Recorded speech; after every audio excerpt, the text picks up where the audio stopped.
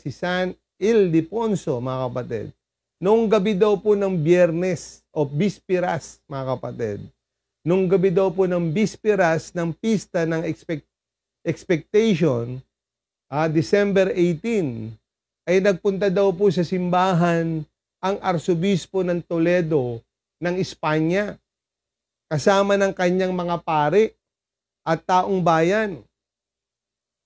Nang buksan daw po ang pinto, ay namalas nila ang maningning na liwanag sa altar at doon daw po luklukan ng arsobispo ay nakita ang mahal na ina ng Diyos, wika ng berhen sa arsobispo.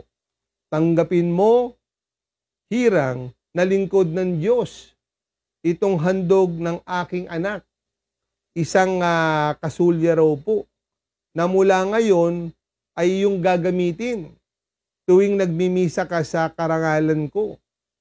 Yan ang gantimpala ng mahal na berhen kay San Ildefonso, ang mabunying arsobispo ng Toledo. Dahil sa masugid na pagtatanggol nito sa karangalan ng mahal na ina ng Diyos. Ang pagsilang daw po ni Ildefonso sa Toledo noong December 8, 606 ay bungang kaloob ng langit sa matyagang panalangin ng kanyang magulang. Laki daw po sa kanyang tiyo na si Eugenio at si San Isidro na arsobispo ng Sibilia. Si Ildefonso ay nagpari at pagkaraan ay naging arsobispo ng Toledo.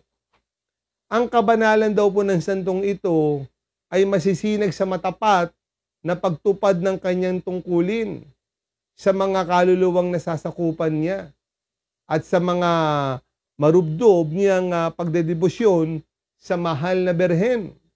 Isang masungit na tagapagtaguyod ng kapistahan ng expectation ng mahal na berhen. Pagdadalang tao, siya'y sumulat ng maraming aklat tungkol sa reliyon at sa kalinisan ni Maria laban sa tumutuligsa nito. Minsan nananalangin siya na kasama ni Haring Recibinto.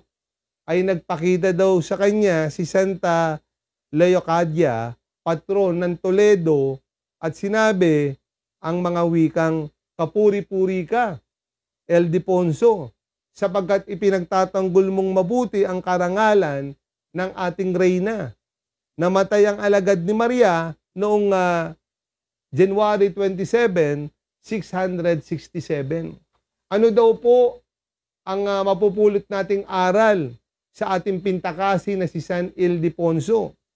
Kung paanong dalawa ang paang ginagamit natin sa paglalakad, ay ganun din naman kailangan ang dalawang kasangkapan, si Jesus at si Maria, upang makarating tayo sa tugatog ng kabanalan.